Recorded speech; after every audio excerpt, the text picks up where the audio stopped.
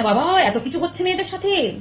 এখানে পড়ে আছে, ওখানে পড়ে আছে, এটা কেটে দিচ্ছে, সেখানে যখন তখন যা খুশি, ঘর থেকে বাইরে সব জায়গায়। কিন্তু এটা হচ্ছে, এটা চলে আসছে। হ্যাঁ না, সতীদাহ প্রথাতে মেয়েদেরকে পুড়িয়ে দেওয়া হতো বুড়ো বয়ের চিতার সাথে। কিন্তু এটা তো হয়নি যে বুড়ি বউয়ের সাথে ইয়াং ছেলেকে পুড়িয়ে দেওয়া হচ্ছে। আসলে যেটা চলে আসছে সেটাই দেখে অভ্যস্ত, তো তাই জন্য মেনে নিতে পারছে না। কিন্তু আমরা যদি এখন ভিডিও করি তাহলে কিন্তু ওই যে প্রেশার কুকার, যেটা তো কিছুদিন আগে হলো না সাউথের দিকে, যে বউকে কেটে কেটে পিস করে, কোনো দোষ নেই, কোনো দোষ নেই, কেটে কেটে প্রেশার কুকারে সিটি দিয়ে কুকুরকে খাইয়ে দিয়েছে। তো এই যে ছুরি দিয়ে এই কিছুদিন আগে একটা বৌদিকেও কেটে রাস্তা দিয়ে ঝুলিয়ে নিয়ে যাচ্ছে। হ্যাঁ, তো এগুলো রেয়ার, অ্যাকচুয়ালি এদের চোখে রেয়ার, তাই জন্য এইটা ভীষণ ভাবে চোখে লাগছে, আর কিচ্ছু না।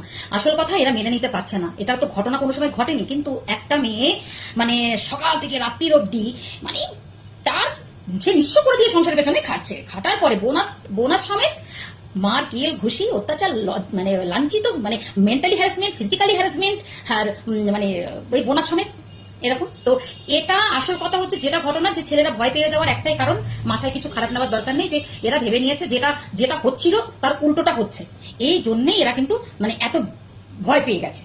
কিন্তু ক্রাইম